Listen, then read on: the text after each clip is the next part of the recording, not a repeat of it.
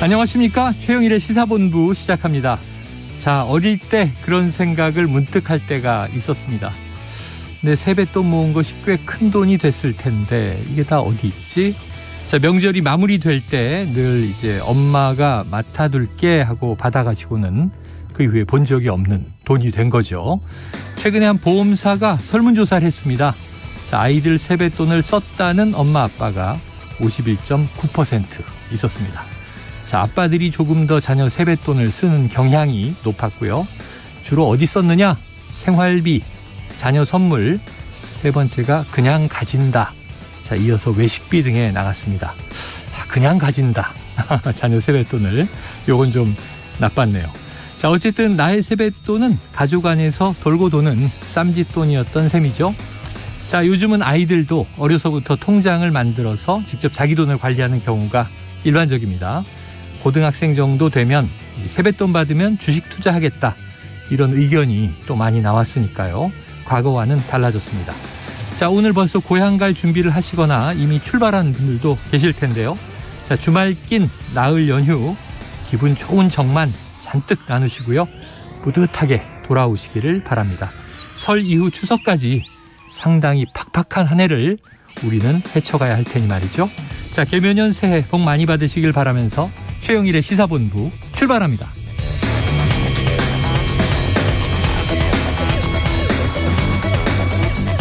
네, 1부에서는요. 오늘의 핵심 뉴스를 한입에 정리해드리는 한입뉴스 기다리고 있고요. 2부에서는 이번 한 주간 놓치면 안 될 뉴스를 더 자세하게 파헤쳐보는 장윤선 기자의 주간 이슈가 기다리고 있습니다. 자, 이어서 설 명절을 앞두고 특별한 손님을 모셨는데요. 최근에 연극 레드에서 추상표현주의 대표화가 마크 로스코 역으로 변신한 배우 정보석 씨와 만나보도록 합니다. 자, 1부 마지막에 신청곡을 들려드리고 있는데요. 디저트송 신청 오늘도 있습니다. 듣고 싶은 노래가 있으시면요. 문자 샵 9730으로 자유롭게 보내주시고요. 짧은 문자 50원, 긴 문자는 100원입니다. 오늘의 디저트송 선정되신 분께는 치킨 쿠폰 보내드리고 있습니다. 많은 참여 오늘도 부탁드립니다.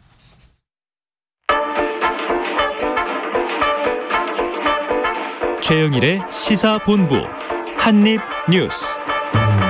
네, 오늘의 핵심 뉴스를 한입에 정리해보겠습니다. 한입뉴스 박정호 오마이뉴스 기자, 헬마우스 임경민 작가 나와 있습니다. 어서 오세요. 안녕하십니까. 자, 모두 설명절 준비 바쁘실 텐데 그래도 오늘 또 이슈들을 한번 풀어보죠.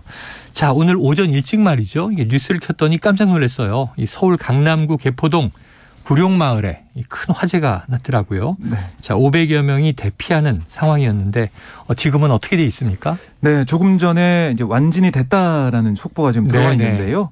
이 불이 오전 6시 27분쯤에 구룡마을 4지구에 있는 한 교회 근처에서 발생을 했습니다. 네. 주변으로 확대가 돼서 소방당국이 바로 소방대응 1단계, 2단계를 연이어서 발령을 하고 경기도와 산림청 소속 이 소방 헬기까지 동원해서 불길을 잡았고요. 말씀하신 것처럼 이 주민 500여 명이 이 대피를 하는 상황이었고 지금 60채 정도의 이제 가건물 형태의 건물이 불에 탔다라고 전해지고 있는데요. 그래서 지금 이제 이재민 한 60여 명이 발생해가지고 강남구 지역에 있는 임시 숙소에 이제 입소할 예정이다. 이렇게 전해지고 있습니다. 네. 사실 구룡마을 같은 경우는 이 떡솜이라고 불리죠. 네. 이 단열재 같은 그러니까 좀 불에 잘 타는 자재로 이제 지어진 그런 건물이 좀 많아서 판잣집 스타일이라서 맞아요. 불길이 좀 빠르게 번진 걸로 좀 보고 있는데요. 이 불이 나다 보니까 스위스를 방문 중인 윤석열 대통령도 행안부 장관을 중심으로 소방 당국에서 가용 인력과 장비를 총동원하라 이렇게 지시를 했고 남아영 소방청장 직무대리와 김광호 서울경찰청장 등이 현장에 나가서 진화 구조 작업을 지휘했습니다. 네, 자, 인명피해는 없는 거죠? 그렇습니다. 네. 인명피해는 없는 것 같고요. 일단 이재민들이 좀 발생을 해서 이제 뒷수습이 좀 필요할 것 같은데 구룡마을 같은 경우는 이제 서울에 남아있는 이제 마지막 판자촌으로 불립니다. 그렇죠. 2012년부터 계속 지금 재개발을 추진을 하고는 있는데 보상을 어떻게 할 건지 아니면 뭐 이걸 임대로 할지 아니면 분양 주택을 건설할지 이런 것 때문에 계속해서 뭐 사업 추진이 뭐 미뤄지고 있는 상황이라서 그러다 보니까 이제 이렇게 한 번씩 큰 불이 나거나 혹은 뭐 홍수 피해 같은 거를 이제 겪는 일이 좀 잦아요. 그러니까 이제 서울시 측에서도 어쨌든 이 사업을 좀 빨리 추진을 해가지고 마무리를 해줘야 그래서 이제 여기 살고 계신 그 분들이 뭐 임대주택을 받아서 이제 옮길 수 있게 좀 조치가 이루어져야 근원적인 해결이 될 수 있지 않을까 싶긴 합니다. 그래요. 너무 오랫동안 가건물 상태에서 사람이 사니까 서울에서 아직도 이런 곳이 있나 지나가다 보면 놀라게 되는데 자 어쨌든 이재민은 이게 추운 겨울에 건강관리 잘 되게끔 지원이 됐으면 싶고요. 구룡마을 문제도 잘 해결되길 바랍니다. 자 다음 이슈 가봅니다. 윤석열 대통령 6박 8일 순방을 마치고 이제 내일이면 주말이 돼서 귀국을 하는데요. 자 어제 저녁에 보니까 다보스 포럼에서 특별 연설을 했습니다. 어떤 내용이었습니까? 네, 15분 정도 진행한 이 연설이었는데 제목이 행동하는 연대를 위하여라는 연설에 있었습니다. 세계경제포럼 연차총회 특별 연설이었는데요. 이렇게 얘기했습니다. 우크라이나 전쟁, 공급망 교란을 가중시켰다. 공급망의 재편 과정에서 이 안보, 경제, 첨단 기술에 관한 협력이 국가들 사이에서 좀 패키지로 운영되면서 블록화되는 경향이 더 강해졌는데 지금 가장 시급한 거 호혜적 연대를 바탕으로 한 공급망의 보건력 강화다. 이렇게 얘기하면서 우리의 이제 역할도 얘기를 했습니다. 그러니까 공급망의 보건력 강화 역시 자유와 연대란 정신을 바탕으로 풀어나가야 되는 거고 튼튼한 연대를 통해서 보건력 있는 공급망을 구축하고 세계 시민의 공존을 추구해야 된다. 그리고 반도체 2차 전지, 철강, 바이오 분야에서 경쟁력을 확보한 한국이 글로벌 공급망의 핵심 파트너가 될 거다라고 강조를 했습니다. 아울러 기후 변화 위기 극복이나 보건 디지털 격차 등을 극복하는 그런 여러 가지 방안들을 언급하면서 강력하게 협력하고 연대하는 방향을 계속 추진해 나가겠다라고 설명을 했습니다. 네, 굉장히 15분이면 다양한 여러 가지 얘기를 담았는데 자, 임 작가님 그런데 조금 화제가 되는 대목이 자, 윤 대통령이 원전을 조금 더 확대해 나갈 생각을 가지고 있다. 자, 이제 원전 확대. 탈원전을 늘 비판해 왔고 그렇습니다. 친원전 이제 기조를 강조했으니까 이런 대목들은 좀 어떻게 받아들여지고 있나요? 화제가 되긴 했는데요. 역시 마찬가지로 이제 논란이 또 따라붙어서 이 원전 문제가 참 쉽지 않다라는 거를 다시 한번 생각을 하게 했는데 윤석열 대통령이 연설에서는 이렇게 얘기를 했습니다. 대한민국은 세계적 수준의 원전 기술력 그리고 시공 운영 역량을 갖고 있고 원전 기술이 필요한 나라들과 탄소 중립을 위해서 협력하겠다. 라는 얘기를 했고요. 이 연설이 끝나고 나서 클라우드 슈밥 세계경제포럼 회장하고 대담을 하는 자리에서 이런 얘기를 했습니다. 신재생 에너지에 대한 기술력을 강화를 하고 원전을 조금 더 확대해갈 생각을 갖고 있다라고 얘기를 했는데 근데 이제 원전을 확대한다는 거는 이제 탈원전하고도 약간 좀 결이 다른데요. 그러면 이제 국내에 원자력 발전소를 어딘가에 추가로 건설한다는 의미가 되는 거기 때문에 더 짓겠다는 것이냐? 그렇습니다. 그러면 더 짓겠다는 얘기가 되는 거라서 이제 국내 정치적으로도 상당히 이제 정권 입장에서 부담이 될 수밖에 없는 거예요. 왜냐하면 곧바로 따라붙는 게 그러면 기존의 원전 부지에 확장하는 방식이냐 아니면 새로 또 부지를 찾아서 어떤 지역에다 이제 건설하겠다는 의미냐 이런 얘기가 따라붙을 수밖에 없는 거고 또 하나는 이 자리가 지금 다보스 포럼이기 때문에 그동안 재생에너지에 대한 얘기를 굉장히 강조를 해왔었고 아까 얘기한 대로 기후변화 문제가 또 늘 나오잖아요. 그렇습니다. 그리고 이제 유럽 그 주요 이 기업들이 많이 참여를 하기 때문에 유럽 국가들과 기업들에서 강조하고 있는 게 RE100이라고 해가지고 원전을 제외하고 이제 완전히 신재생 에너지로 산업 생산하는 거 여기에 지금 초점을 맞추고 있기 때문에 의아한 이제 반응들이 좀 나왔습니다. 그러다 보니까 대통령실 관계자가 좀 수습에 나섰는데 이거는 정책 방향을 설명하신 걸로 이해를 하는 거고 현재 추가로 원전 건설을 계획하고 있는 부분은 없다. 이렇게 얘기를 한 겁니다. 그러니까 어떻게 보면 이제 대통령 입장에서는 탈원전을 해서 원전 산업을 살리는 쪽에 무게중심을 들려다 보니까 말이 또 한 박자 더 나간 것 같은 그런 느낌이 드는 거예요. 기존 생태계에 복원하고 원전을 추가로 짓는 거하고는 굉장히 다른 이야기이기 때문에 이번에 이제 UAE에서도 말시스 논란이 있던 것처럼 이번에도 역시 마찬가지로 이 말의 어감에 따라서 어떤 어휘의 사용에 따라서 굉장히 받아들이는 사람들이 다르게 받아들일 수 있다는 거 이거를 한 번 더 대통령이 좀 숙고를 해야 되지 않을까 좀 그런 생각이 듭니다. 이건 잘 해결할 방법이 있는데 말이죠. 세계경제 포럼이잖아요. 그리고 우리는 원전 수출을 지금 윤석열 정부가 강조하고 있으니까 네. 국내가 아니라 원전을 해외로 확대하려고 한다. 그러면 이제 원전 수출 세일즈에 방점이 되지 않을까. 혼자 생각해 본 겁니다. 자, 어제 한입뉴스에서 이란 외무부가 주이란 한국 대사를 초치했다. 이런 소식을 전해드렸고요. 이게 좀 외교적인 문제가 커지는 거 아닌가 싶었는데, 자, 아랍에미리트에 적은 이란이라는 이 윤석열 대통령의 발언에 항의하기 위한 거였단 말이죠. 그런데 우리 외교부가 주한 이란 대사를 불러서 저는 이게 좀 이 내용을 설명한 건 줄 알았더니 똑같이 맞초치를 한 거였어요. 네, 그러니까 이게 이제 불러서 항의한다. 그게 이제 그런 뜻이죠. 수치라는 네네. 그런 이제 말로 표현이 되는 건데요.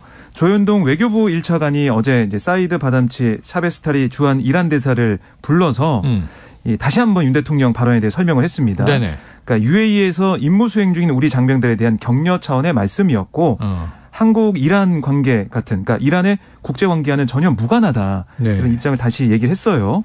또 이란과의 관계 발전에 대한 우리 정부의 의지 변함이 없다. 앞으로도 이란 측과 양국 관계 발전을 위해서 명확한 사실에 기초해서 우호 관계 형성 노력을 지속해 나가길 기대한다. 이렇게 강조를 했는데요. 네.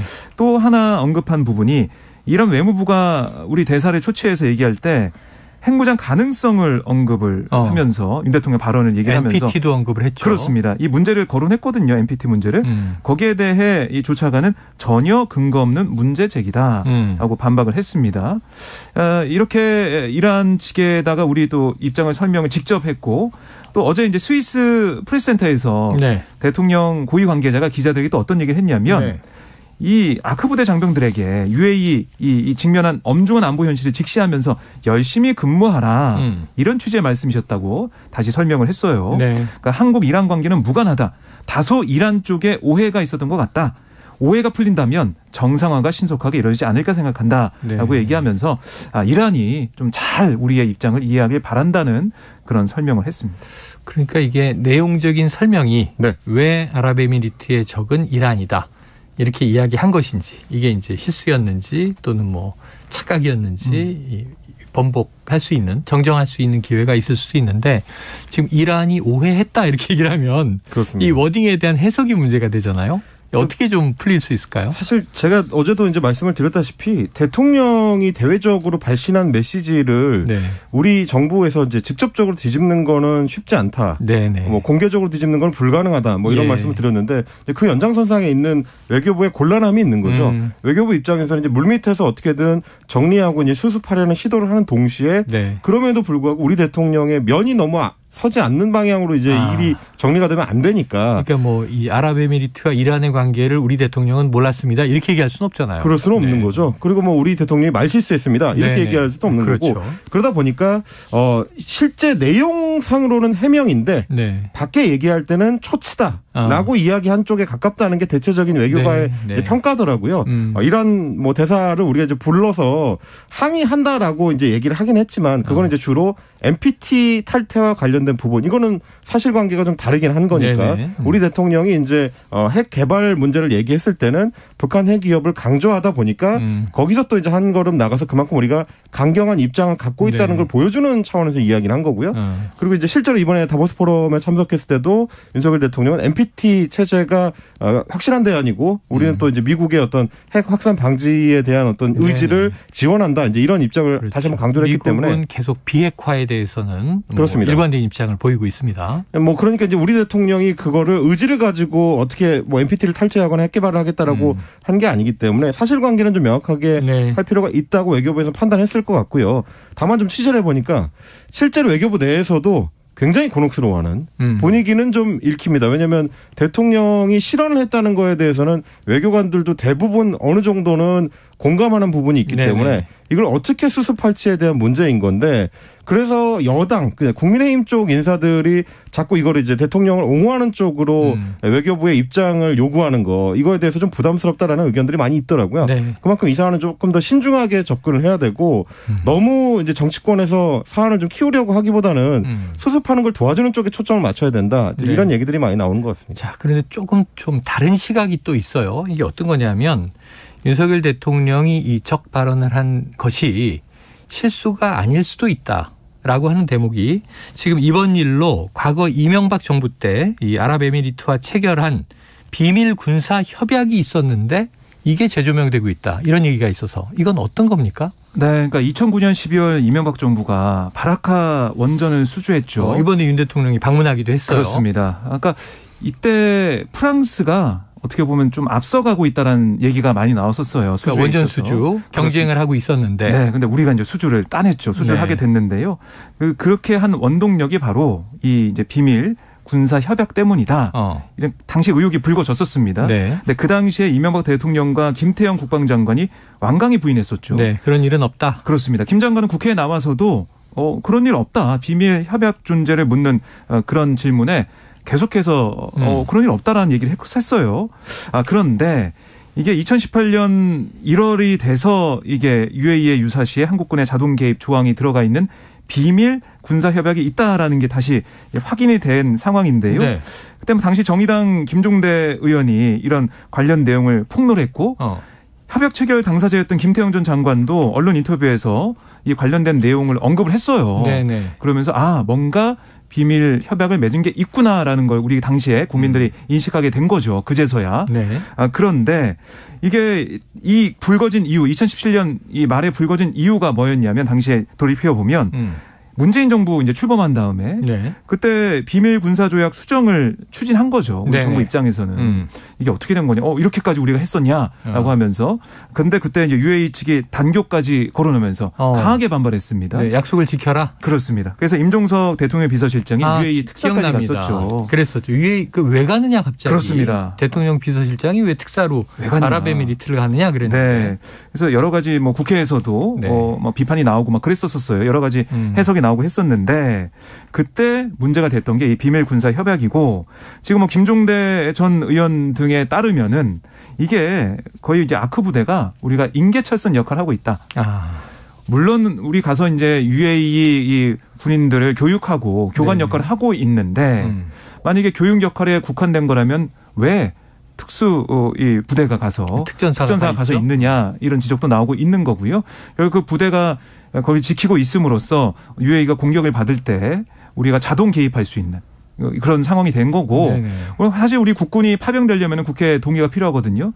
그거 없이 지금 군사가 파병된 거 아니냐 이런 지적까지 비판까지 나오고 있는데 결국에는 윤 대통령의 이번 아크 부대 방문 발언이 이 비밀 군사 협약 내용을 다시 한번 확인을 시켜준 거다. 네네. 이런 얘기까지 나오고 있는 겁니다. 그래서 걱정이 되는 부분은 이런 부분입니다. 사실 이제 문재인 정부 때 이 사안을 수습하는 방향도 결국 우리가 특별 전략적 동반자 관계로 UAE와의 관계를 격상시켜주는 방식으로 합의가 돼버렸거든요. 근데 그것도 사실은 이제 준 동맹 수준의 이제 약속을 우리가 해주면서 표면적으로는 우리끼리는 뭐 군사 동맹은 아니다라는 걸 강조하기 위한 거였어요. 워낙에 이제 이면적으로는 또 다르다. 그렇습니다. 이제 중동 상황이 워낙에 급변할 수가 있기 때문에 자칫하면 우리가 원치 않는 상태로 전쟁 상황에 빨려 들어갈 수도 있는 위험이 있는 거거든요. 그래서 최대한 우리가 그동안 강조했던 거는 아크 부대는 전투 부대가 아니고 아크 부대는 일종의 군사 고문단처럼 UAE 군인들의 어떤 훈련 상황을 좀 도와주기 위한 목적으로 가 있는 평화적 목적이 강하다라고 얘기를 했던 거예요. 근데 이제 이게 왜 자꾸 우리 정부 입장에서는 조심스러울 수밖에 없냐면 UAE가 대치하고 있는 잠재적인 어떤 위협이 이란이기도 하지만 동시에 UAE 같은 경우는 예멘 내전에 직접 개입하고 있는 국가이기도 합니다. 그러니까 언제든지 자칫하면 전투 상황에 몰릴 수가 있는 거기 때문에 이 부분을 조심해야 되는데 이번에 대통령의 발언 중에 주목해야 될 거는 UAE의 적이라는 개념을 직접적으로 상정한다든지 아니면 우리가 마치 사실상 군사동맹처럼 제2의 조국인 것처럼 끈끈한 사이다라고 강조하는 것들이 그렇게 아크 부대의 잔류에 도움이 되는 방향은 아니거든요.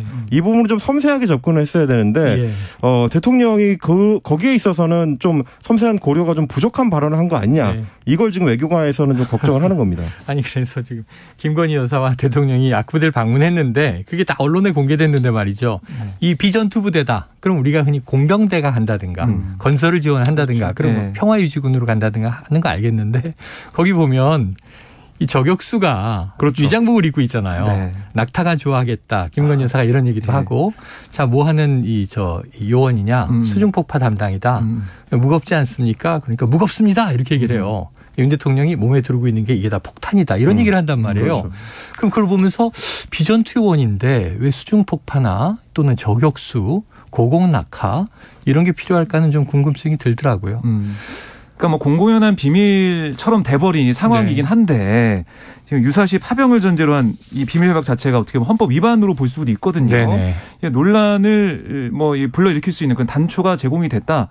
또 이란이나 중동 국가 입장에서도 진짜 이거 확인시켜 준 거네. 네네. 비밀 이 동맹이네. 이렇게 느낄 수가 있기 때문에 중동이 전체에 있어서도 뭔가 화해코 같은 느낌이 되지 않을까 그런 우려도 있는 겁니다. 그러니까 외교 관계라는 게 이제 하루 이틀 앞이나 2, 3개월 앞을 보고 하는 게 아니고 10년, 20년, 30년씩을 두고 가야 되는 거기 때문에 이란과의 관계든 UAE의 관계든 우리는 좀 섬세하게 어느 한쪽으로 일방적으로 쏠리지 않는 방식으로 잘 계산을 하면서 움직여야 된다. 이번에 그 교훈을 한 번 더 얻었으면 좋겠습니다. 자, 그렇게 정교하게 우리가 외교 전략을 잘 짜서 순조롭게 가기를 기대해 보고요. 지금 이제 내일이면은 이제 명절 연휴고요. 오늘 금요일 점심시간입니다. 교통 상황을 좀 알아보고 이어가도록 하겠습니다. 교통정보센터의 이현 리포터 나와주세요. 네, 귀성 행렬이 일찌감치 오늘 이어지고 있습니다. 그런데 시작부터 사고 때문에 전면 통제되는 길이 생겼습니다. 통영 대전고속도로 통영 쪽으로 서상 부근입니다. 대형 화물차 사고가 나면서 현재 전차로가 막혀 있습니다. 6km 구간에서 차들이 그냥 서 있는 상황이니까요. 장수 분기점에서 우회 운행하셔야겠습니다. 지금 이 지역에는 눈발도 날리고 있습니다. 귀성길 정체 현재 가장 길게 이어지는 곳은 경부고속도로 부산 쪽입니다. 벌써 70km 가까이 막히고 있는데요. 이 정체 대부분은 충청권에서 이어지고 있습니다. 입장에서 청주까지 51km 구간에서 속도가 많이 떨어집니다. 중부고속도로 남이 쪽도 볼게요. 전체 30km가 넘는 정체고요. 선곡 분기점 부근에서 막히다가 마장 분기점에서 남이천 쪽에 이동 어렵습니다. 또 진천 일대나 오창에서 남이 분기점 쪽으로 길게 밀려가고 있습니다.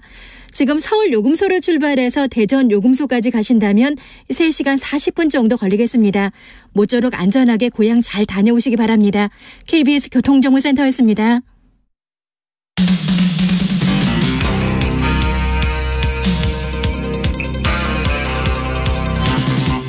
최영일의 시사본부. 네, 이번에는 전당대회를 향해 다가가고 있는 국민의힘 상황을 알아보도록 하겠습니다. 일주일 넘게 계속 나경원 전 의원이 이제 매일 주목을 받았는데요.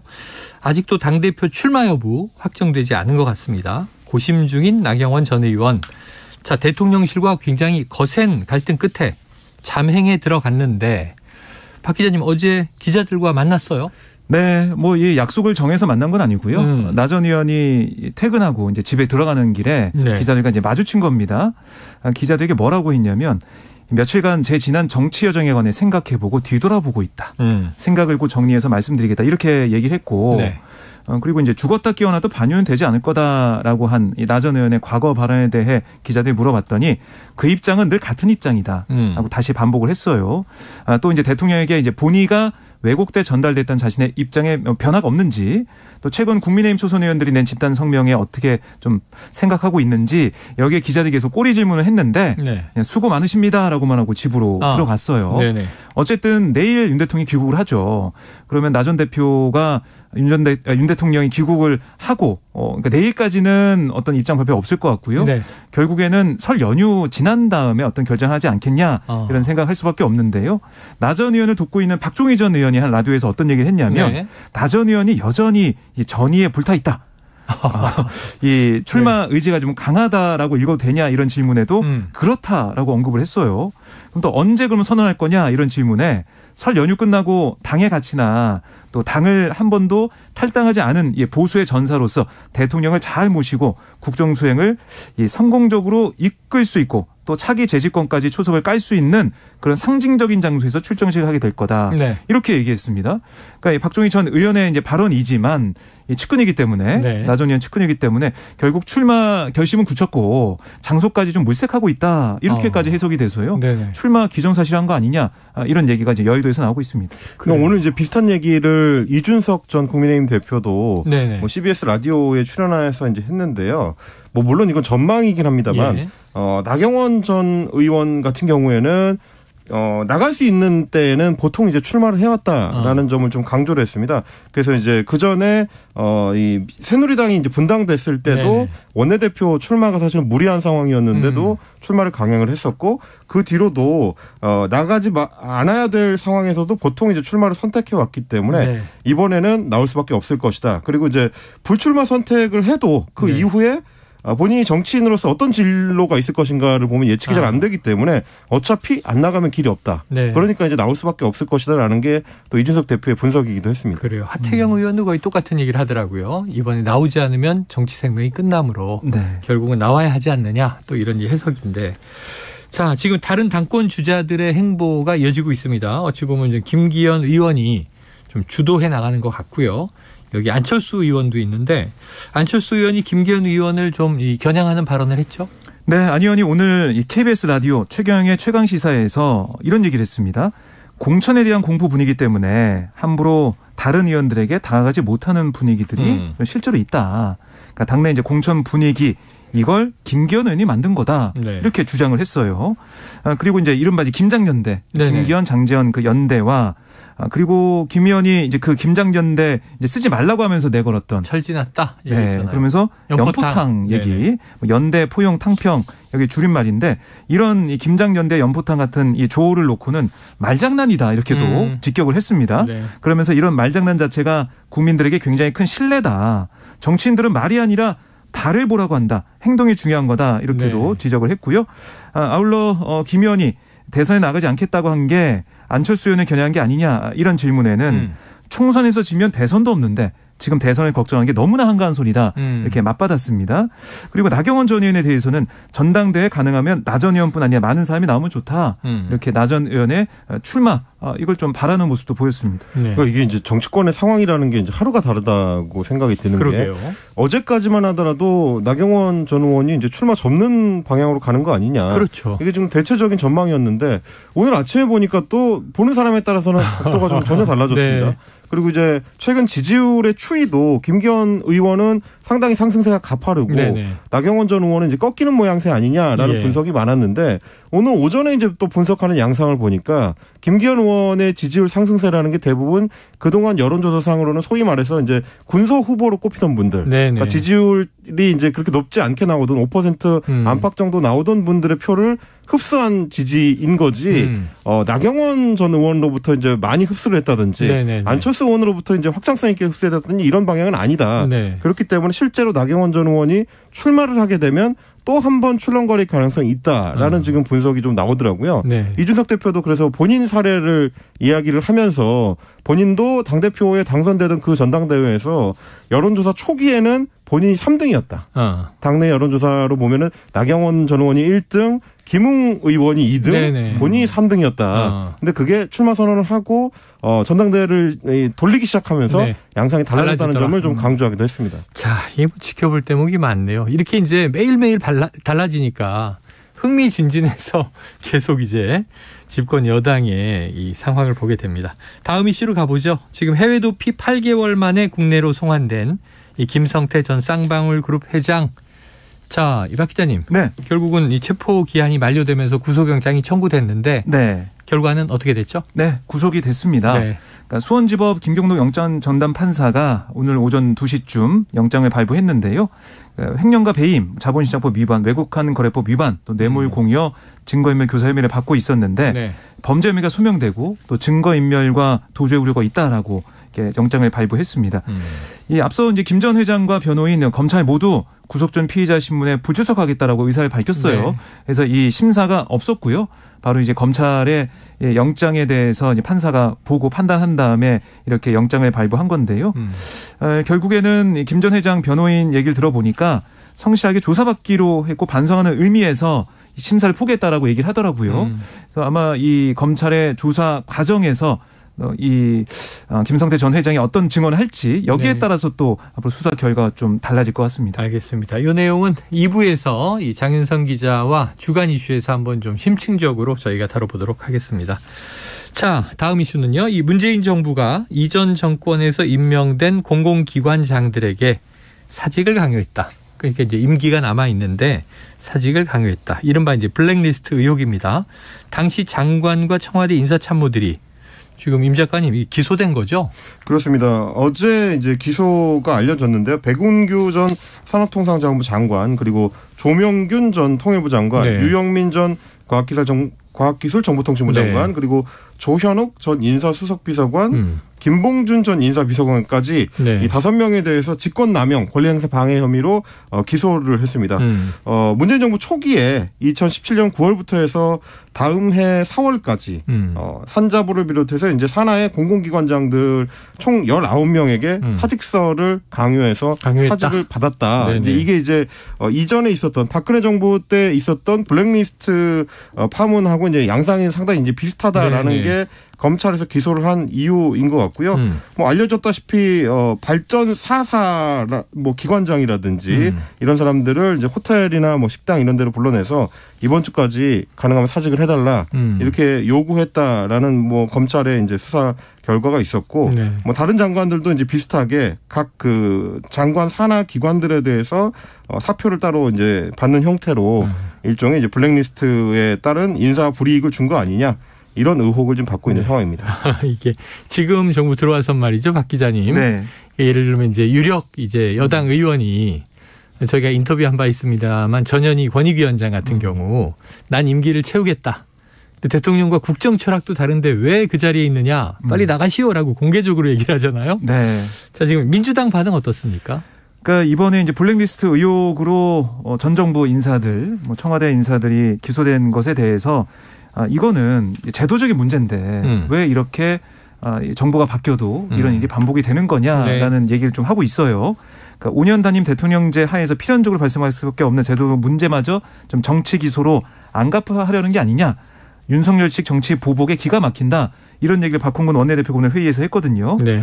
그리고 또 말씀하신 것처럼 전현희 위원장이나 또 이 방송통신위원장을 내쫓기 위해서 계속 사퇴를 종용하고 검찰과 감사원까지 동원하는 거 아니냐. 이런 이유, 같은 이유로 전 정부 인사들을 핍박하려 하는 그런 윤 정부의 모습, 앞뒤가 다른 거 아니냐. 뭐 이렇게까지 얘기를 했어요. 네. 결국에는 이런 모순을 피하기 위해서 지난해 11월 국민의힘과 대통령 임기 종료와 공공기관장 임기를 일치시키기 위한 네. 법을 처리하자고 합의를 했는데 아직까지 뭐 제대로 이제 협의가 안 되고 있고 이런 논의하고 있는, 협의하고 있는 상황에서 무차별 기소를 하고 있는 거 이거는 맞지 않다라고 강하게 비판했습니다. 알겠습니다. 기소됐으니까 이제 재판 진행을 지켜봐야 될 것 같습니다. 자, 오늘 30일부터 실내 마스크 착용이 의무에서 권고로 바뀐다는 소식이 있습니다. 자, 권고로 바뀌면 이제 의무가 아니기 때문에 실내에서 마스크를 쓰지 않아도 된다. 이런 이제 메시지로 전달이 되네요. 자, 이제 이번 명절 연휴를 좀 잘 저희가 코로나19 마지막 이제 방역에 신경 쓰면서 넘어가야 될 것 같고요. 그럼에도 불구하고 이제 전문가들이 강조하는 건 어쨌든 마스크의 효과는 그대로이기 때문에 네네. 필요한 분들 특히 이 고위험군들은 가능하면 착용을 해달라라는 네. 게 또 당부 사항이기도 했습니다. 그래요. 권고니까 또 안 써야 되는 건 아니잖아요. 그렇습니다. 네. 써야 될 분들, 쓰고 싶은 분들, 필요하다고 느끼는 분들은 또 쓰시면 될 것 같습니다. 자, 2부에는 이제 배우 정보석 씨 초대석이 마련돼 있고요. 그 전에 장윤선의 주간 이슈를 통해서 좀 이제 심층적으로 한 주간의 이슈를 분석해 보도록 하겠습니다. 자, 디저트송은요, 이 권진원의 노래를 PD픽으로 골랐습니다. 집으로 가는 길. 지금 집으로 가는 분도 계시고 준비하고 계신 분들도 계시죠? 자, 치킨은 조카 8명에게 줄 세뱃돈 준비 중이시라는 2320님에게 보내드리는데 저도 애들 조카 8명 세뱃돈 준비해야 되는데 다들 커서 이 금액이 만만치가 않습니다. 자, 권진원 집으로 가는 길 들으시고요. 저는 2부로 돌아옵니다. 집으로 가는 거리에 희미한 노을 밟으며 나는 무엇을 찾고 무엇을 기다리고 있나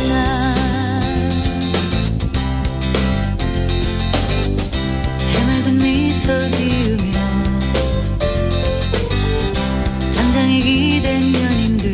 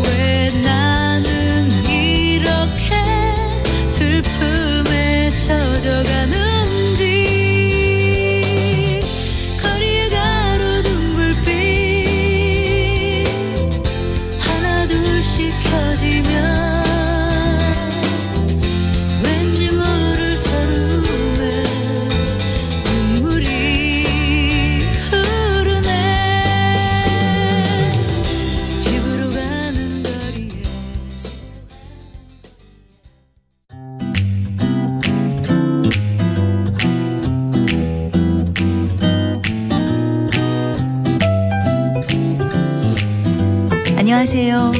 바른말 고운말입니다. KBS 1텔레비전에서 방송되고 있는 우리말 겨루기에서 나왔던 문제를 짚어보겠습니다. 오늘은 제시도에는 뜻풀이를 듣고 거기에 해당하는 표현을 맞추는 문제입니다. 찾아가거나 찾아오는 일을 비유적으로 이르는 말을 뜻하는 사음절로 된 고유어 명사는 무엇일까요? 출연자의 답에는 달 그림자 그리고 발 그림자가 있었는데요. 이 중에서 정답은 발 그림자입니다. 예를 들어 그는 우리 집에 발 그림자도 비치지 않았다처럼 쓸 수 있고요. 발 그림자와 비슷한 뜻을 가진 표현으로 발과 김이 합해진 발김도 있습니다. 또 발그림자와 관련된 관용구로는 발그림자도 끊다가 있는데요. 이것은 오가지 않거나 관계를 끊는다는 뜻으로 발을 끊다와 같은 의미입니다. 그리고 발그림자도 들여놓지 않다란 관용구는 전혀 나타나지 아니하다란 뜻입니다. 우리 집에 그렇게 자주 드나들던 애가 요즘은 회사 일로 바쁜지 통 발그림자로 들여놓지 않는다. 이렇게 말할 수 있겠죠. 참고로 물 그림자는 물에 비쳐서 나타난 그림자입니다. 아이들이 물장구를 시작하자 수면에 어른거리던 나무의 물 그림자가 흔들려서 깨어졌다. 이런 표현도 할 수 있겠죠. 바른말 고운말 아나운서 변희영이었습니다.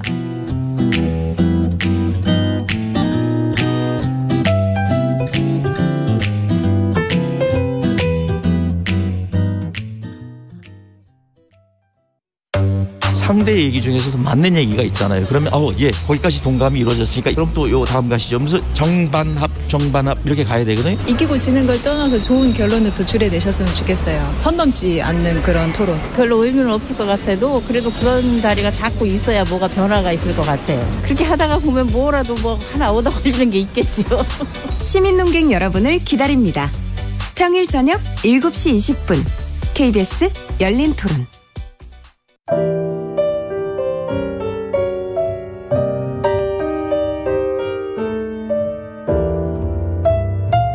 내일의 품격, 김성환의 시사야에서 챙겨가세요. 하루를 마무리하는 시간 꺼내보는 당신의 지식 창고. KBS 1라디오 김성환의 시사야. 평일 밤 10시 5분 여러분을 찾아갑니다.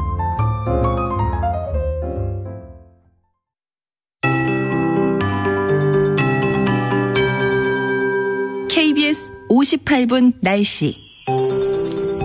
이번 설 연휴 기간 날씨는 고르지 못하겠습니다. 한파와 눈이 공존하겠습니다. 그리고 연휴 마지막 날인 화요일에는 서울의 아침 최저기온이 영하 17도까지 떨어지는 등 역대급 최강 한파가 한동안 이어지겠습니다. 건강관리에 유의하셔야겠습니다.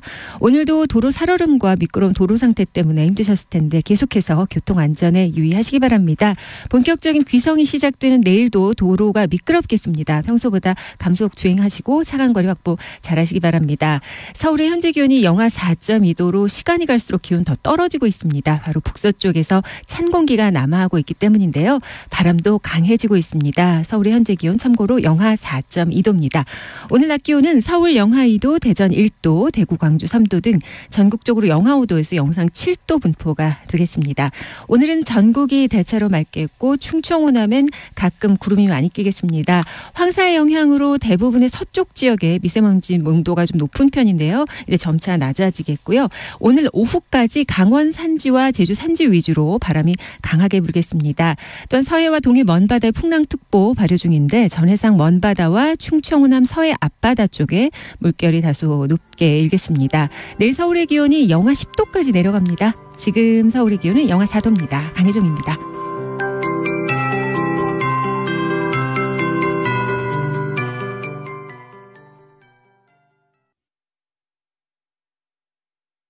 정성을 다하는 국민의 방송 KBS가 한시를 알려드립니다. AM 711kHz, FM 97.3MHz, KBS 1라디오입니다. HLKA.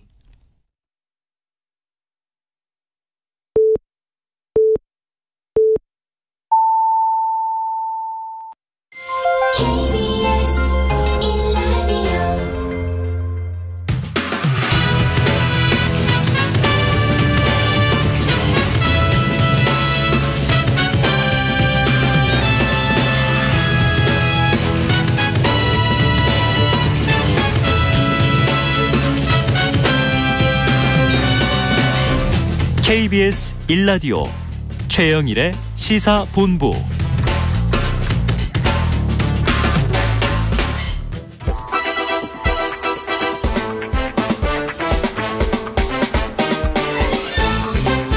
네, 이번 한 주 어떤 소식이 가장 뜨거운 뉴스인지 한 주간의 뉴스들을 종합 정리하고 미처 못다한 이야기까지 챙겨드립니다. 장윤선의 주간 이슈. 자, 이 설 명절 네. 민심의 밥상에 오늘 이제 성찬을 차려주셔야 되는데요. 시사 셰프 장윤선. 네. 한번 시작해 보죠. 그러니까요. 자, 이번 한 주간 놓쳐서는 안 될 첫 번째 뉴스. 이재명 대표의 변호사비 대납 의혹의 핵심 인물. 쌍방울의 김성태 전 회장 송환인데요. 자, 영장실질심사를 포기했어요. 네. 오늘 오전 구속이 됐습니다. 그렇습니다. 자진 귀국하겠다, 성실히 조사받겠다 이런 입장인데 뭐 어떤 이유들이 숨겨져 있을까요? 뭐 변호사 말로는 반성의 의미로 그냥 그 영장실질심사를 포기했다. 네네. 이제 이런 얘기를 하긴 하는데요. 네. 이분이 출신이 전주 나이트파 조폭 출신이고 네네. 그리고 어릴 때 사채업에 뛰어들어가지고 네. 뭐 불법 도박장 개설해서 네. 뭐 돈도 벌었겠지만 하여튼 징역살이도 하고 뭐 이러저러한 저력이 좀 있는 사람입니다. 그리고 현재 그 파란만장한 사람이고 어찌됐든 SPC 설립해서 이제 쌍방울 인수한 다음에 기업가로 변신 뭐 이렇게 네. 한 사람인데 지금 혐의가 한 6개 정도나 되고요. 예. 그리고 더 도망갈 데도 없고 어찌 보자면 결론적으로 검찰의 수사에 협조하는 편이 형량이라도 좀 줄일 수 있지 않을까 네, 이런 네. 판단을 어쨌든 본인의 실익을 위주로 제가 이제 쭉 보면 김성태 전 회장이나 김만배 씨나 좀 비슷한 점들이 있습니다. 아, 그래요? 예, 어떤 점이요? 그러니까 본인의 이익에 충실한 거죠. 그러니까 뭐 검찰이나 그리고 또 언론에서는 뭔가 이재명 대표와의 연관성을 강조하고 네네네. 그리고 뭔가 이렇게 그런 점을 강조하지만 실질적으로 취재를 쭉 해서 따라가 보면 개인의 이익에 가장 충실한 분들이다라는 나부터 생각이 살자, 좀 그렇습니다. 내 것부터 지키자. 네.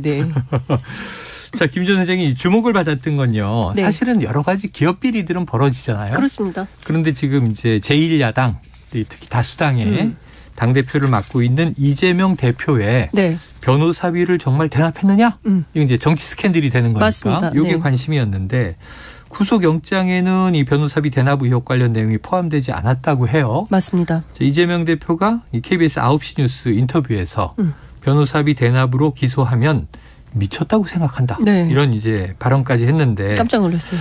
자, 오늘 아주 중요한 취재를 해오셨다고 제보를 받았습니다. 뭔가요?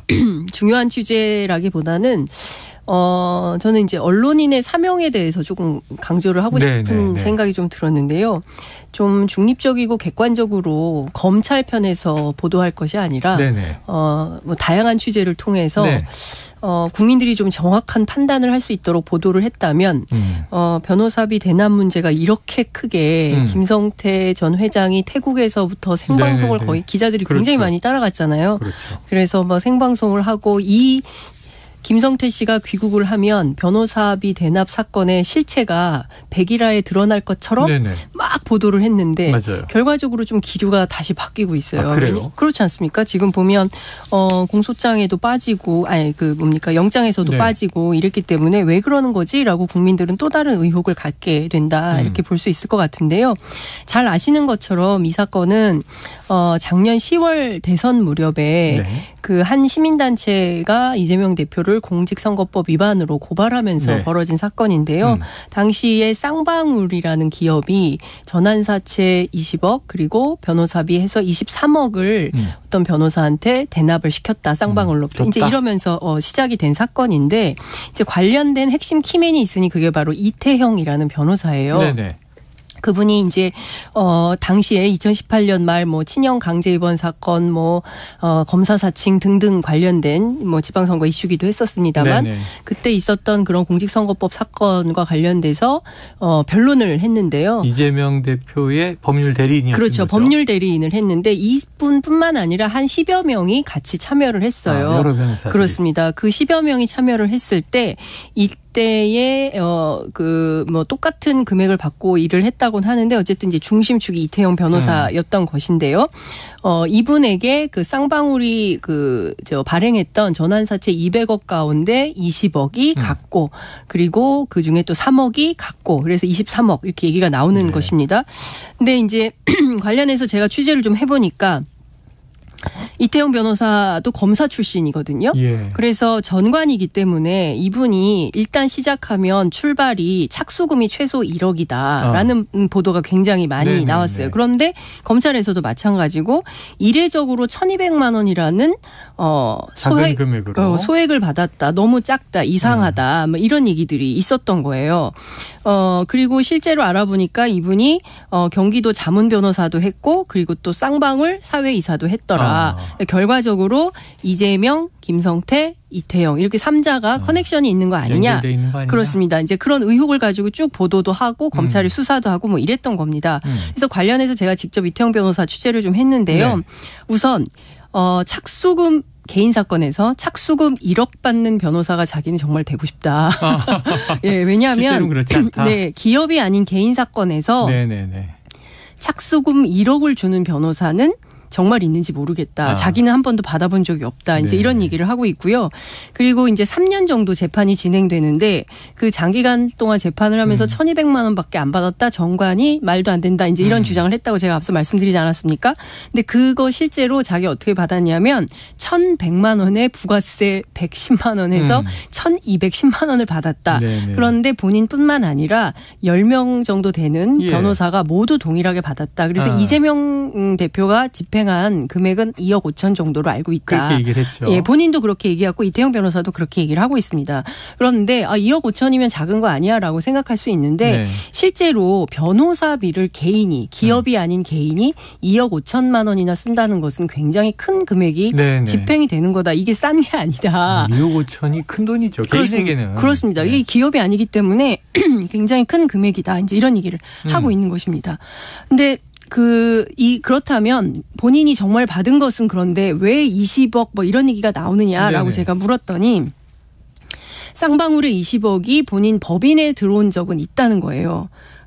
그리고 김성태 전 회장이 본인의 클라이언트였던 것은 맞다. 그래서 본인과 김성태 회장 간의 관계는 있다. 네. 그러나 이재명 대표와 김성태 회장이 알고 지내는 사이인지는 자기는 모른다. 아닐 가능성이 매우 높다라고 네. 얘기를 하고 있고 이 20억이 들어왔던 가장 큰 이유는 쌍방울이 이제 M&A를 하려고 했던 어떤 기업이 있었는데 이때 당시에 에스크로 과정에서 그러니까 예치금 차원에서 법인에 돈인 거죠. 그렇습니다. 법인에 잠깐 있었지만 어쨌든 이 협상이 깨지면서 쌍방울이 도로 가져갔다. 이게 어쨌든 변호사비 대납 사건이라는 것의 사건의 실체다. 이게 전부다. 네. 관련된 내용을 검찰이 지난해 싹 다 압수수색을 해서 이례적으로. 그래서 불기소 처리한 사건인데 그런데 왜 이 사건이 계속 논의되는지 본인으로서는 이해할 수가 없다. 너무 답답하다. 이런 네네. 얘기를 하고 있습니다. 다만 검찰에서 주목하고 있는 것은 아마도 이제 본인도 20년 검사를 했기 때문에 이렇게 보면 김성태 전 회장이 쌍방울에서 발행했던 그 CB 전환사채 200억 가운데 일부를 현금으로 전환해서 이것을 어떤 로비 자금으로 쓰지 않았을까? 그것이 이재명 대표 측에 넘어간 것이 아닐까라는 의심을 가지고 추궁을 하겠지만 관련된 것은 검찰이 밝힐 일이고 변호사비 대납 사건하고는 전혀 상관이 없다. 이런 얘기를 합니다. 한 가지 좀 제가 앞서 이제 말씀드렸던 언론의 역할인데요. 이런 내용을 법조 기자들한테 굉장히 설명을 많이 했대요. 그런데 별로 기자들이 많이 기사를 안 썼다는 겁니다. 알만한 사람은 다 아는데도 불구하고. 그러니까요. 잘 안 썼고 그래서 그동안 언론 대응을 일체 안 했었대요. 그러다가 김성태 전 회장이 귀국하는 날 공교롭게도 제가 전화를 해서 처음으로 기자 전화를 받게 됐다. 뭐 이번에는 정말 제대로 보도될지는 모르겠으나 하여튼 관련 내용은 이게 다다. 이렇게 설명을 했습니다. 자, 내용 정리를 해 주셨습니다. 뭐 사실 이게 대납 의혹이 실체가 있다면 검찰이 이제 증거를 찾아서 20억이든 얼마든 실제로 그게 지급됐다라고 하는 돈의 흐름을 증거로 이제 제시를 해야 되겠죠. 자, 말씀드린 대로 대납 의혹. 이거는 이제 실체는 장 기자님의 취재 상황에선 이런 정도다. 그렇습니다. 여기서 검찰이 더 나갈 수 있겠는가? 아직은 이제 구속영장에도 적시하지 못한 혐의예요.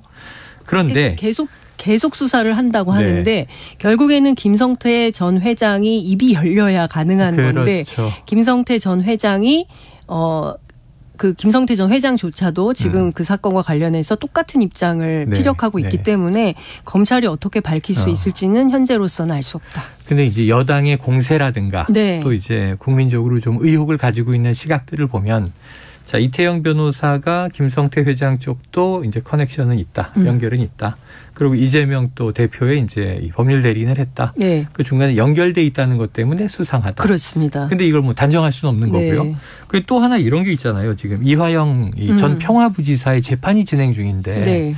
이화영 전 평화부지사도 쌍방울에 또 사회이사를 하지 않았습니까? 맞습니다. 그러니까 쌍방울 김성태 전 회장과 관련돼 있는데 이것도 마찬가지예요. 또 경기도지사인 이재명이었던 네. 예. 이재명 대표도 관련이 돼 있는데 여기는 아까 외국환 관리법 640만 달러를 대북에 송금했다는 거잖아요. 네. 이거는 어떻게 또 커넥션이 있다고 볼 수 있지 않나. 취재를 해보니까 예. 김성태 전 회장과 말씀하신 대로 이화영 전 부지사는 오래된 인연이 있어 보입니다. 국회의원도 지냈고 했죠. 그렇습니다. 그리고 관계도 굉장히 깊은 걸로 보여요. 왜냐하면 뭐 법인카드 뭐 이렇게 쓰고 맞아요. 뭐 했던 과정을 보면 관계가 깊지 않고서는 뭐 그렇게 금전거래까지 있을 수 네, 있나라는 생각이 좀 드는데 앞서 말씀드린 대로 그러면 김성태, 이화영, 이재명 네네. 이 3자가 또 커넥션이 있냐 네. 이 문제는 별도로 살펴봐야 되는 이슈가 그렇죠. 되는 것 같습니다. 근데 지금까지는 확인된 게 없어요. 없어요. 다만 재판 과정에서 쌍방울 전 비서실장이 두 사람이 가까운 사이더라 그런 것 같다더라라는 정도의 얘기를 들었다라는 정도의 네. 얘기가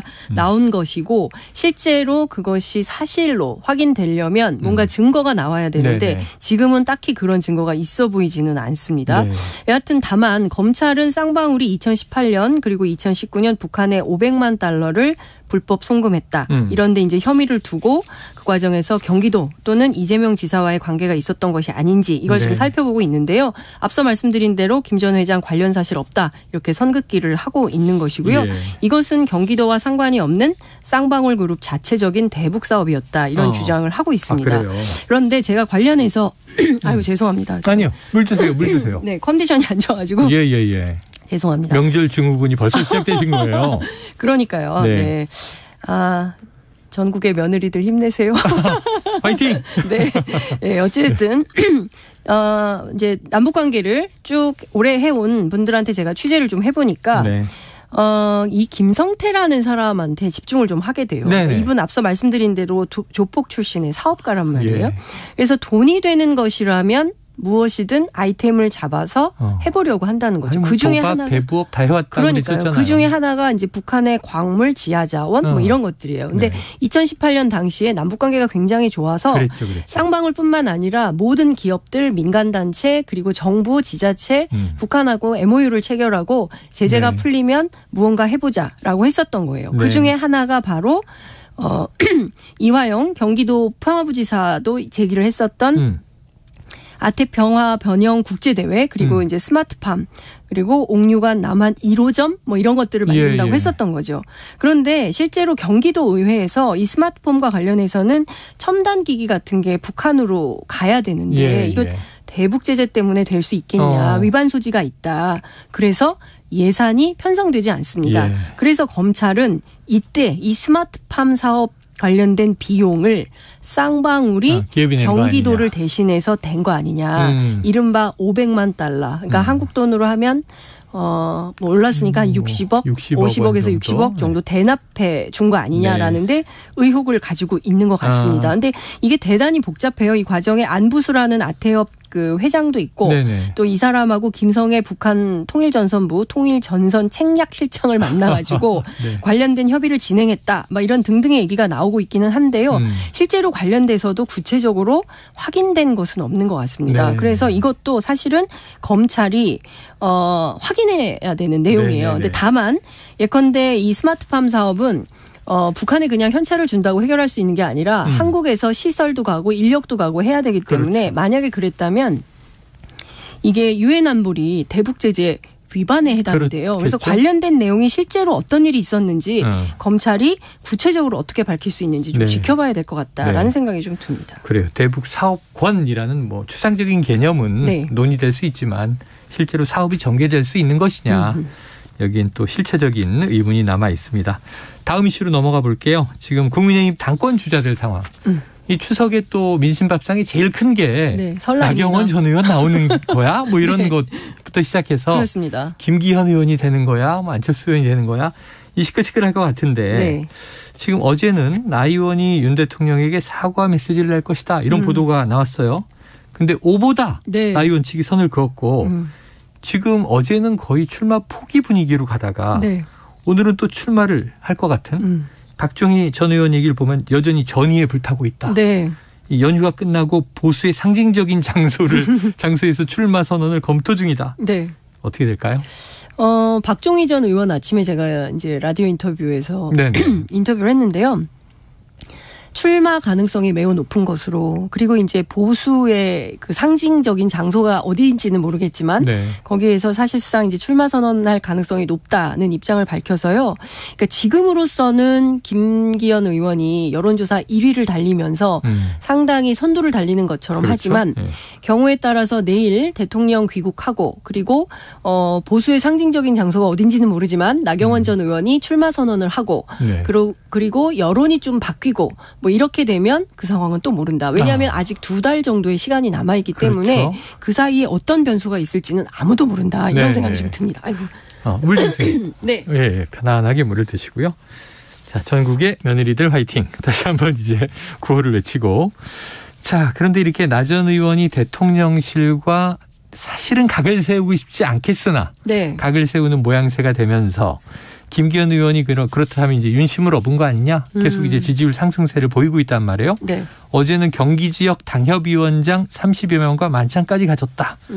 자, 굳히기가 되고 있는 건가요? 실제 김기현 의원 캠프 쪽 취재를 해보면 많은 힘 있는 현역들이 결합하고 있어요. 그리고 사실 우리는 대통령도 지지를 하고 있는 윤심을 얻고 있는 조직이기 때문에 상당히 할만하다. 대세론을 굳히면서 갈 수 있다. 이제 이런 주장을 합니다. 그리고 실제로 나경원 의원 돕겠다는 사람들이 그렇게 많지 않다. 그래서 아마 현실적으로 어려울 것이다. 이번에는 초선이 냈지만 정말 출마 선언을 한다면 그 다음에는 재선, 그 다음에는 3선, 그 다음에는 또 다선. 뭐 누가 나서서 출마를 꺾는 뭐 반향 있을 수 있다. 이제 이렇게 얘기를 합니다. 그럼에도 불구하고 오늘 아침 이제 이준석 대표가 라디오 인터뷰에서 얘기한 것처럼 유승민 전 의원이 어떤 결심을 할지 그리고 소위 얘기하는 반장년대의 흐름이 어떻게 잡힐지 이거에 따라서 또 다른다. 그리고 또 중요한 포인트는 국민의힘의 그 당원의 구성이 많이 변화했기 때문에 이 변화된 당원의 구성에서 또 대중들에게 전달하는 메시지 내용이 어떠냐에 따라서 중도가 변화할 수 있다. 그러니까 극보수만 있는 것이 아니라 중도 보수들도 국민의힘 안에 있기 때문에 판단은 달라질 수가 있다. 너무 자만하지 말아라. 이런 얘기를 하기도 하죠. 자.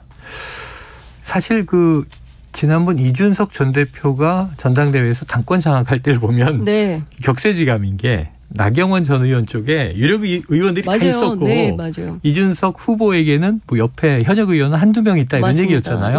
근데 당권을 거머쥐었잖아요. 기시감이 든다 이런 얘기를 하는 것이죠. 그런데 이제 약간 특이하게 제가 본 게 김기현 의원이 자 김장철은 지났다.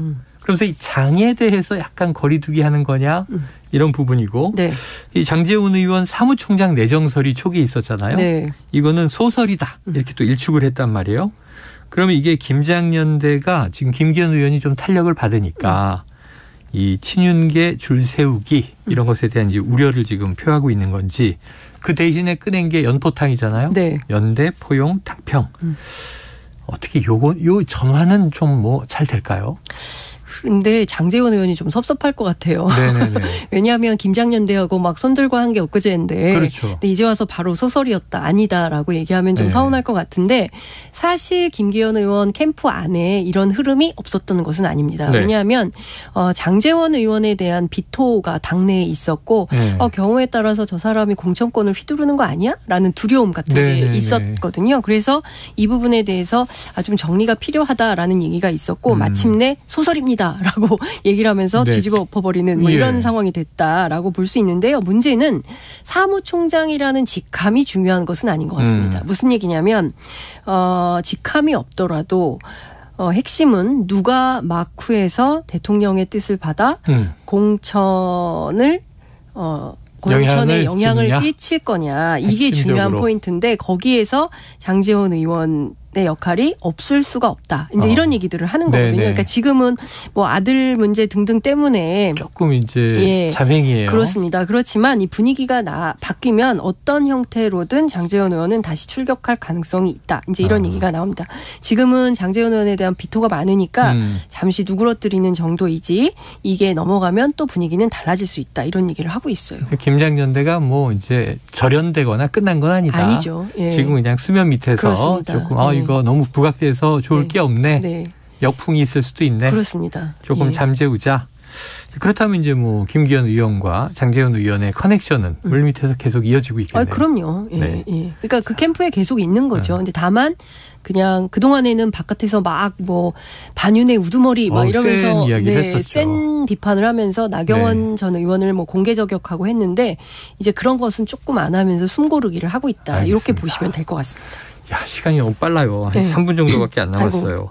요거 마지막 뉴스 하나 살펴볼게요. 별개 사건인데 지금 뭐 어제 그제 연이어 압수수색을 당한 노동조합 문제 말이죠. 네. 자, 이게 첫날은 국가보안법, 국정원이 등장했고 다음 날은 이제 건설노조가 불법행위 때문에 또 이렇게 압수수색을 당했는데 핵심을 좀 정리해 보면 어떤 걸까요?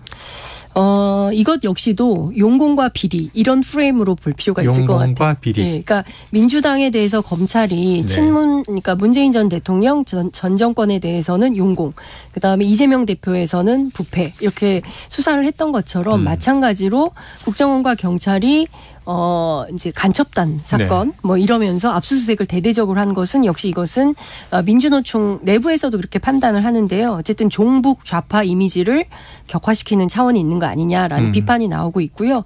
그리고 어제 대대적으로 있었던 양대노총 사무실 특히 이제 건설노조에 대한 것은 물론 국토부가 조사를 해서 범법행위를 찾아낸 것은 맞지만 그것이 없었던 것은 아니다라고 말을 할 수는 없지만 관련돼서 지금과 같은 방식으로 하는 것은 옳지 않다라는 양대 노총의 주장과 입장이 있는 것 같습니다. 근데 여튼 두 가지 사건을 용공과 비리라는 차원에서 이번에는 민주노총, 한국노총, 양대 노총을 양대 노총의 활동을 좀 못하게 하려고 하는 측면이 있다. 이런 비판도 좀 나오고 있는 것이죠. 노동에 대해서는 강력하게 좀 이번 정부가 대응하는 것 같고. 실제로 지난번에 이제 화물연대에 대해서 강력 대응하면서 지지율이 상당히 올랐기 때문에 그 제2라운드로 이렇게 하는 것이 아닌가 하는데요. 붙었다. 민주노총 제가 취재를 했는데 그럼에도 불구하고 2월 1일부터 적극적으로 이 문제에 대해서 제기하고 투쟁하겠다. 라고 얘기를 했고요. 5월 노동자 대회 그리고 7월 총파업을 예고해 놓은 상태이고 5월 1일 노동절에 그렇습니다. 그래서 그냥 넘어갈 생각은 없는 걸로 보입니다. 아유, 또 노동계 또 이제 목소리와 입장이 있겠죠. 이게 좀 격돌이 아닌 사회적 타협으로 흘러가야 되는데 하는 걱정이 있는데 자, 지켜보도록 하겠습니다. 자, 오늘 뭐 굉장히 중요한 뉴스를 쭉쭉 아주 쾌도남해 주셨는데요. 끝으로 상태가 안 좋아서 너무 죄송합니다. 아니요. 끝으로 이렇게 착 이제 민심의 밥상이 있어요. 제일 가운데 뭐 예를 들면 한 갈비찜 정도로 올라갈 이슈가 또 있을까요? 저는 안보 이슈하고요. 그리고 제일 중요한 건 지금 대통령의 발언 실수 때문에 빚어진 이란 문제, 외교 문제가 상당히 커질 가능성이 매우 높고요. 대통령실에서 뭐 최소한 이게 실수였다, 실언이었다, 미안하다 정도의 수습이 나와야 된다. 나오지 않는다면 이란 정부도 뒤로 물러서지 않을 가능성이 매우 높기 때문에 당분간 상당히 큰 파장이 예상된다. 이런 말씀 드릴 수 있을 것 같습니다. 알겠습니다. 자, 지금까지 시사 셰프 장윤선 정치전문기자였습니다. 오늘 정말 말씀 감사하고요. 너무 죄송해요. 오늘 목소리가 막 이래가지고 명절 따뜻하게 보내시고 후유증 없이 다음 주에 뵙도록 하겠습니다. 고맙습니다. 네, 감사합니다. 최영일의 시사본부는 여러분과 함께합니다. 짧은 문자 50원, 긴 문자 100원이 드는 샵 9730. 라디오 어플 콩과 유튜브는 무료로 참여하실 수 있습니다.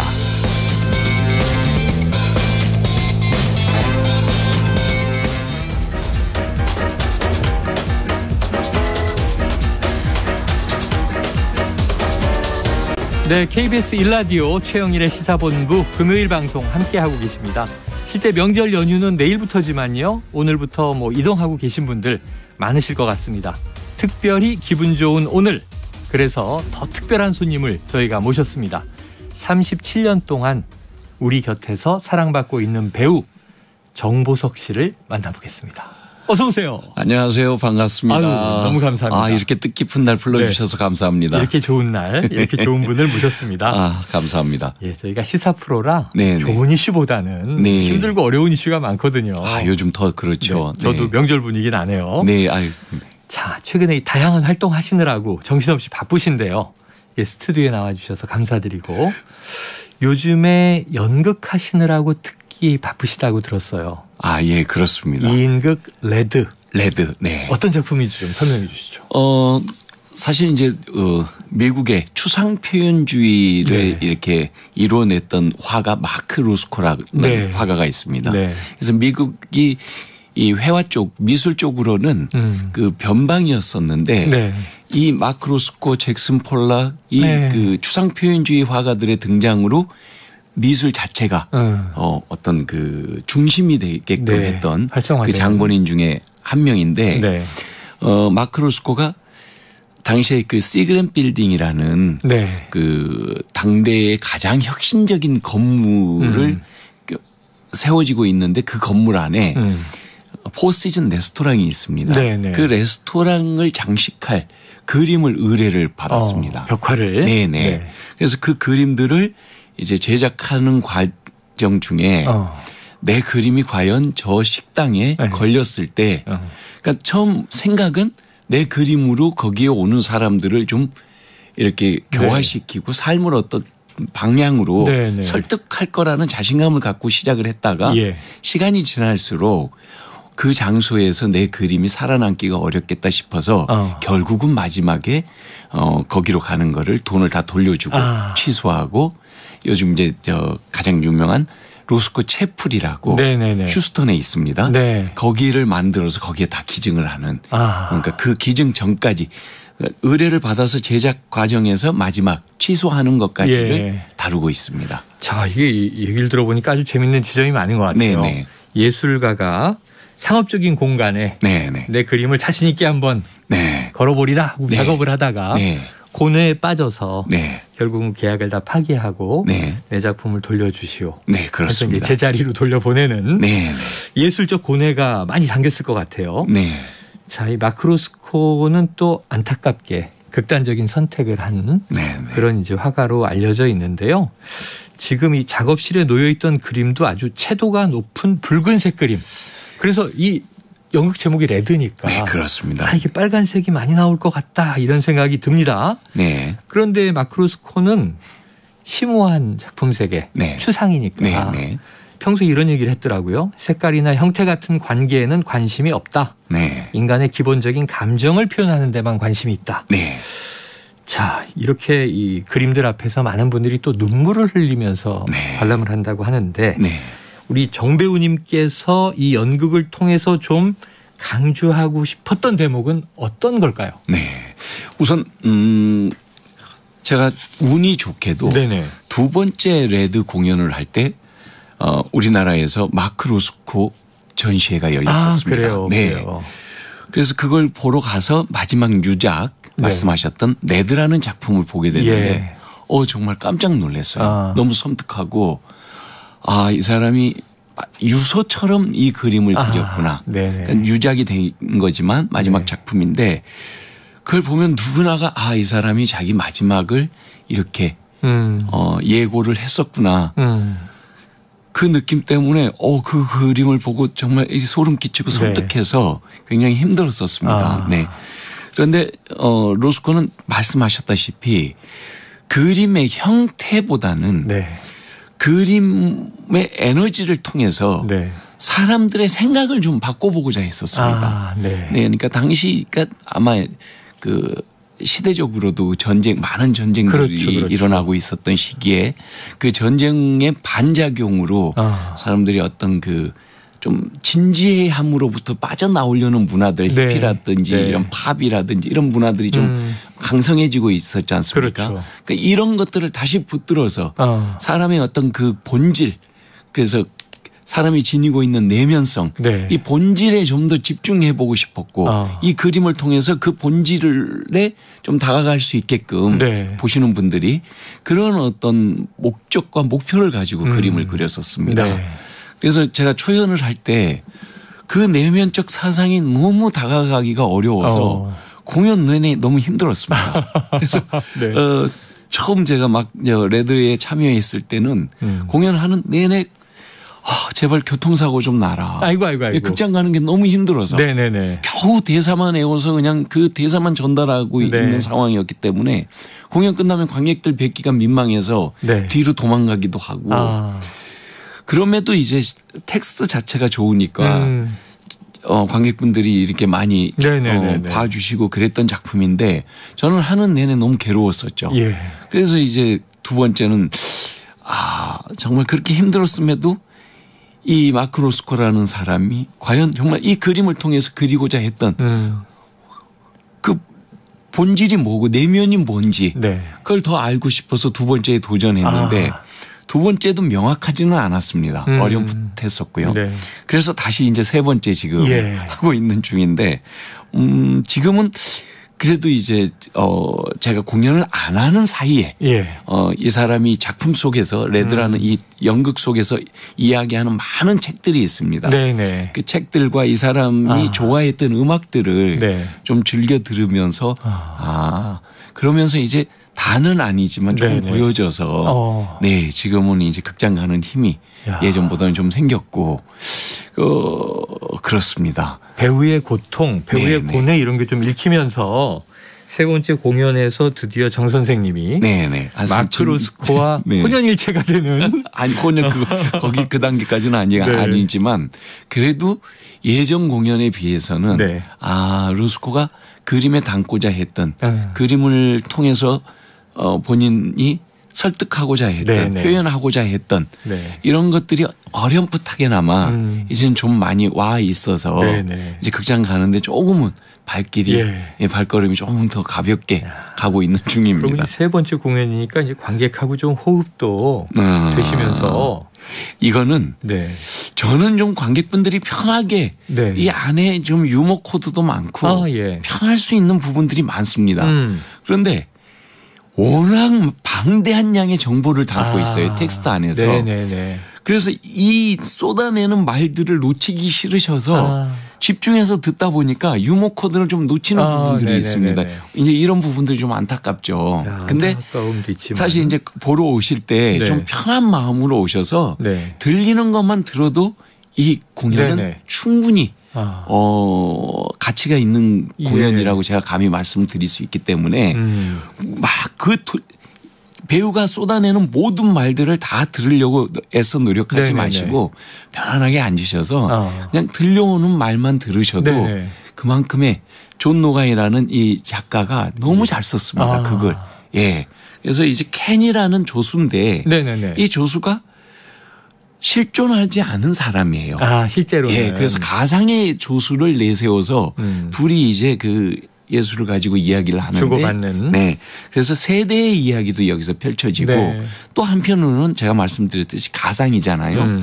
이 가상이기 때문에 어쩌면은 로스코가 그렇게 집중했던 부분에 그 이제 결국은 마지막에 그래서 작품을 안 보내지 않습니까? 시그널 빌딩에 그 어떤 갈등에 고뇌하는 부분을 자기의 또 다른 내면을 켄이라는 가상의 조수를 통해서 표현한 거 아닌지. 집어내고 찌르고. 그렇기 때문에 이 둘의 대사를 굳이 안 놓치려고 노력하지 마시고 들리는 것만 딱 들으시고 편안하게 웃고 싶을 때 좀 웃고 이렇게 보시면 좋지 않을까. 유머도 있고 또 정보도 많고.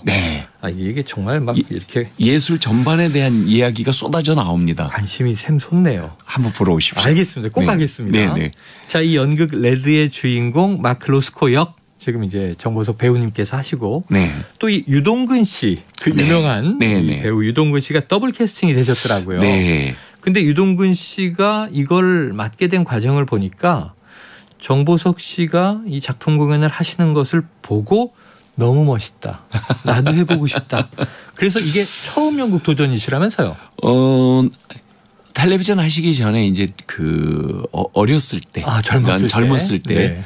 20대 초반에 극단 활동을 하셨습니다. 네, 네. 하셔서 공연을 하셨는지는 제가 구체적인 거는 잘 모르겠지만, 그러니까 오랜만에 이제 연극에 다시 무대에 서시는 걸로. 수십 년 만이겠네요. 네네. 그런데 제가 두 번째 네. 로스쿨을 할 때 오셔서 작품이 너무 좋다고. 네네. 그래서 한번 좀 텍스트를 볼 수 있겠느냐. 그래서 제가 제작자랑 소개를 시켜줘서 보시더니 제작자가 이번에 이렇게 하니까 이제 도전을 하셨는데 네. 야, 역시 명불허전입니다. 아 그래요? 네. 저는 처음 제가 로스쿨 처음 했을 때는 정말 아무것도 몰라서 너무 힘들었는데 벌써 유동근 형님께서는 네.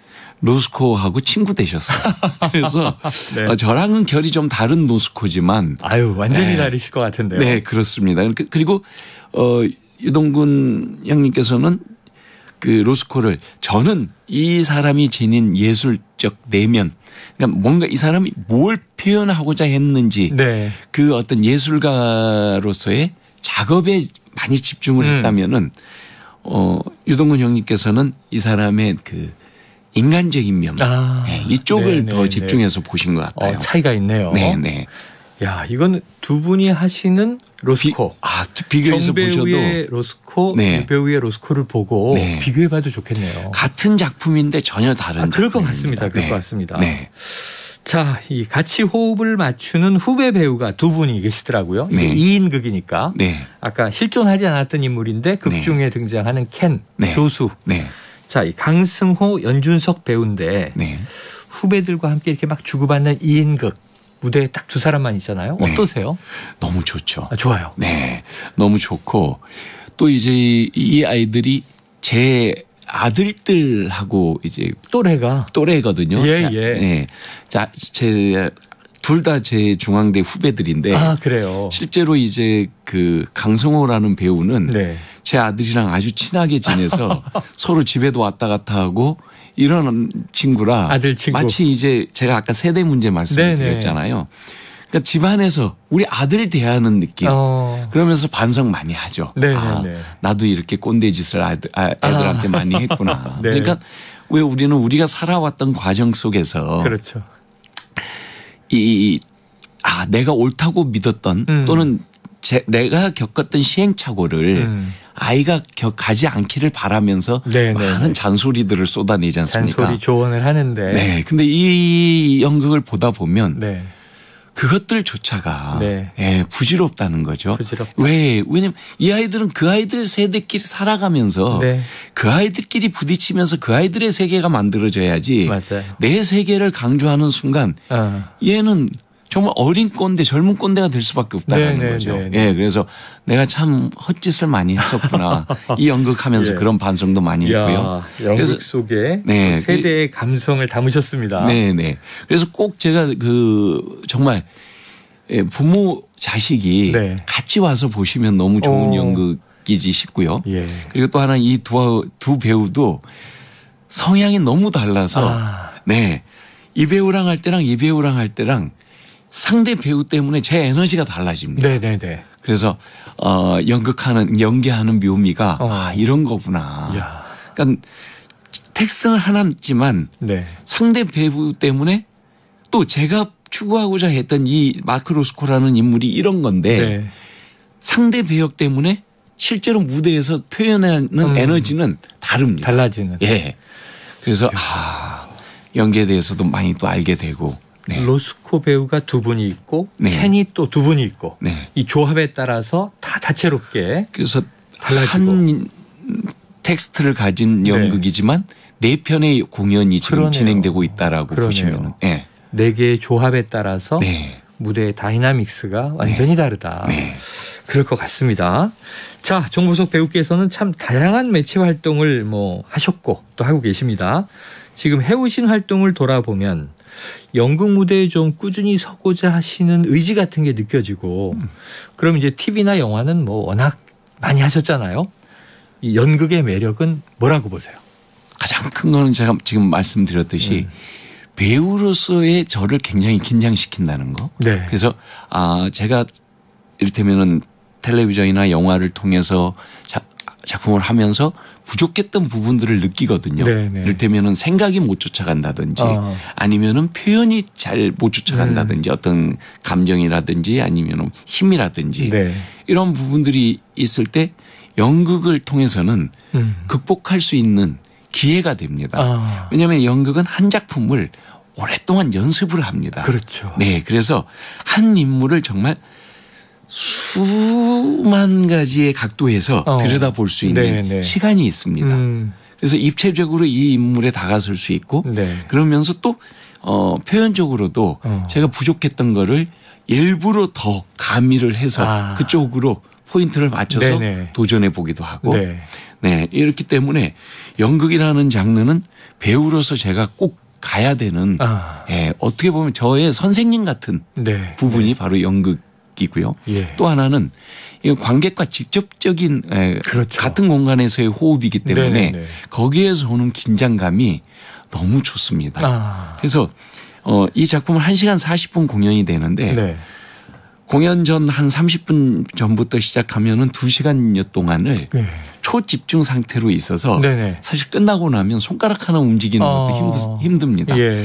그런데 그때 그 오는 희열, 네, 이것들이 좀 내가 배우로서 살아 있구나, 내가 뭐 하나를 했구나, 네. 매 순간 이런 만족감을 주고. 저한테 또 어떤 동기부여 오늘 했는데 뭐가 좀 부족하구나 또 알게 해주고 느낌이 있고. 네네.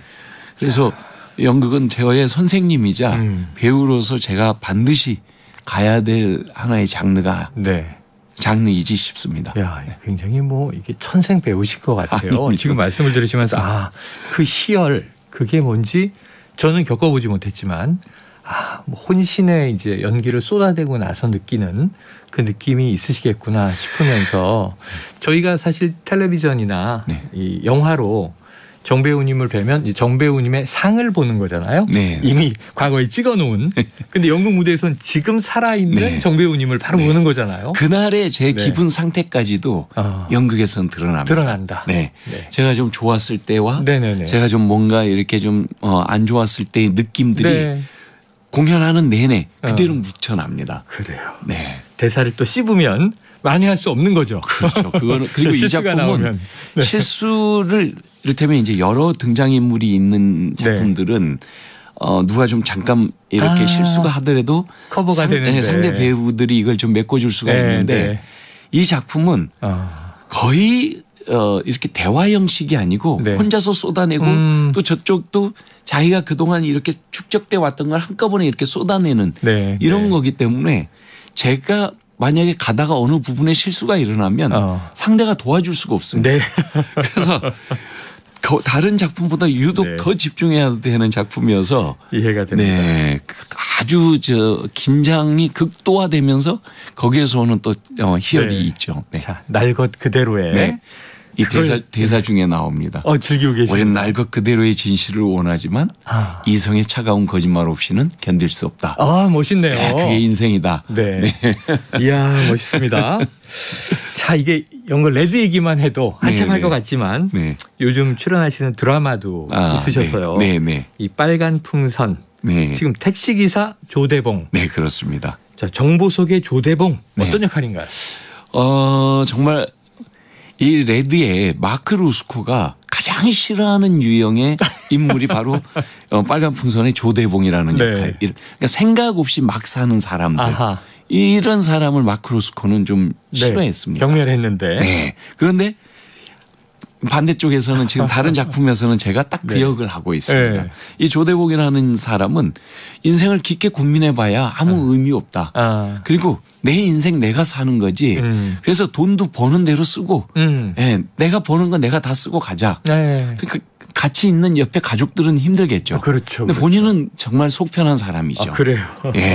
그래서 하면서 또 내심 이쪽에서 막 쌓이는 그 어떤 불안한 에너지들을 이 조대봉이라는 역할이 좀 풀어주고 있어서 제 배우 정보석으로서는 밸런스가 되는데 네. 워낙 극단적이라 그러네요. 사실은 요즘 그래서 아예 아무 개인 사적인 생활은 다 포기를 하고 그냥 공연하는 날은 하루 종일 집에 있다가 공연장 딱 나가서 네. 공연만 하고 그다음에 공연 끝나면 바로 집에 와서 내일을 위한 촬영을 여기서 이걸 에너지를 바꿔놓지 않으면 네네, 그렇죠, 이 임무를 할 수가 없습니다. 그렇죠. 너무 극단적이어서. 네네. 그래서 이제 끝나고 집에 가자마자 분장 지우고 씻고 나오는 순간부터 이제 조대봉이 되기 위해서 또 집중을 하고 요즘 그렇게 살고 있습니다. 집에 있는 시간 동안 마크 로스코의 그 철학적인 또 예술가가 되었다가 끝나면 바로 아무 생각 없는 조대봉으로 또 변신하시고 연기 인생 37년 뭐 거의 40년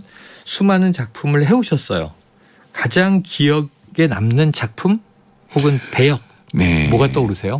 예, 정말 참 어려운 질문입니다. 사실은 이제 작품을 선택할 때 다 제가 그 순간에 제 나름대로의 의미가 있고 또 제가 그 순간에 어떤 필요한 부분들이 있어서 그 작품을 선택을 한 거거든요. 그래서 모든 작품이 사실은 저한테는 다 의미가 있고 소중하죠. 왜냐하면 그런 작품들이 계속 되어 왔기 때문에 제가 아직도 배우할 수 있고 말씀하셨듯이 너무 복을 많이 받아서 37년 동안을 한 해도 쉬지 않고 이렇게 연기할 수 있는 그런 정말 너무 감사한 대단하세요. 기회들을 이거는 제가 대단해서가 아닙니다. 저한테 그렇게 제가 좋은 기회들이 계속 주어진 거는 운인 거지. 그래서 그때 그 작품들이 다 있었기 때문에 지금까지도 계속되고 있는 거고 그래서 그 모든 작품들이 소중한데 그 이제 질문을 주셔서 그 크게 제가 배우로서의 어떤 변화, 터닝 포인트가 좀 변화가 됐던 작품들이 있다면은 예전에 이제 제가 연기를 너무 못했었기 때문에 그래서 연기를 저는 내일 촬영이다 그러면은 오늘 밤에 내일 촬영할 모든 분량을 전부 제가 다 이렇게 형태를 다 만들어 갑니다. 그래서 그대로 해요. 근데 현장에서 감독이 어떤 게 들어와도 이게 빨리 바뀌어지지 않죠. 유연성이 많이 떨어지죠. 굉장히 경직돼 있고. 그렇지만 어쨌든 전 능력이 부족한 입장에서 해내야 되니까. 그걸 해내야 되니까 그래도 50점이라도 맞자라는 각오로 철저하게 만들어 갑니다. 그래서 그 당시에 뭐 제 대본은 정말 거의 너덜너덜 이렇게 막 써 그래서 있고. 어떤 감독님이 신인 배우들 이제 매년 그때는 방송사들이 배우를 선발했지 않습니까? 들어오는데 거기에 이제 그 대표 선생님을 감독님이 하시면서 저랑 같이 하셨던 감독님께서 제 대본 얘기를 하시더래요. 그렇게 연기를 하면 누구든지 배우가 안 될 수가 없다. 근데 실제로 그 당시엔 저는 대본이 나오면 거의 잠도 안 자고 밥도 안 먹었다라고 제 기억은 지금 그렇게 하고 있습니다. 정말 노력하셨던 거네요. 안 그러면 제가 해낼 수가 없으니까. 그래서 이 일화가 영화를 하던 때였는데 영화 이제 감독님께서 저랑 그 내일 촬영에 대해서 얘기 좀 하자고 저희 집 앞까지 찾아오셨어요. 그런데 내일 촬영 분량에 대해서 제가 아직 준비가 안 끝난 거예요. 그래서 난 내일 거 아직 준비가 안 돼서 못 나가겠다. 그래서 너가 그렇게 준비하는 것 같아서 내가 온 거다. 좀 나와서 얘기 좀 나누자. 아니다. 내일 촬영 때 내가 준비가 안 되는데 내가 어떻게 나가겠느냐. 가라. 난 못 나간다. 그 결국 안 나갔어요. 근데 이제 그 감독님이 답답해 하셨던 부분이 그거죠. 너무 꽉 짜와서 경직돼 있으니까. 틀에 갇혀 있는 거 아니냐? 그러니까 이걸 좀 풀고 유연하면 훨씬 좋을 수 있는데 저는 풀었을 때 해결할 능력이 저한테 없었기 때문에 겁난 거예요. 그래서 그런 일화가 있을 정도로 연기를 대하는 제 자세도 고통스러웠고 스타일이 아주 어우. 그런데 보시는 분들도 사실은 뭐 힘들 수밖에 없겠죠. 그게 또 완벽주의자. 이런 완벽하고는 좀 다릅니다. 그래서 50점이라도 맞자라는 각오지 완벽하자는 아니었었고요. 그런데 이제 이거를 바꾸었던 계기가 홍상수 감독 영화 오수정이라는 영화를 했는데 너무 좋아합니다. 너무 좋아합니다. 아시다시피 홍상수 감독은 대본을 안 쓰잖아요. 그래서 만나서 한 3개월 전부터 만나서 거의 일주일에 서너 번씩 만나서 술 마시고 밥 먹고 얘기만 나누는 거예요. 그리고 대본은 현장 가서 당일날 줘요. 그러니까 사전에 뭘 준비할래도 할 수가 없어. 가지고 뭐가 없으니까 할 수가 네, 없는 거예요. 네. 근데 나가서 대본 주면 결국은 제 아내 거를 꺼내서 거기다가 썼기 때문에 굳이 준비 안 해도 연기가 이루어지는 거죠. 그리고 처음에는 이제 제가 그 시스템이 낯설어서 약간 좀 힘들어하면 기다려줘요. 또 그걸 인내를 갖고. 그러면서 이 작품 오수정을 하면서 조금은 좀 넉넉한 마음으로 현장에서 받아들일 만큼의 공간을 가지고 나가는 게 좋은 거구나를 이제 그 작품을 통해서 알게 됐죠. 네. 그러면서 이제 연기가 한번 변화를 겪었고 그 다음엔 이제 제가 역할이 좀 이렇게 경직되고 딱 짜여진 제가 연기를 또 그렇게 하기도 했었지만 그런 역할들을 주로 많이 하다 보니까 진지한 배역. 네.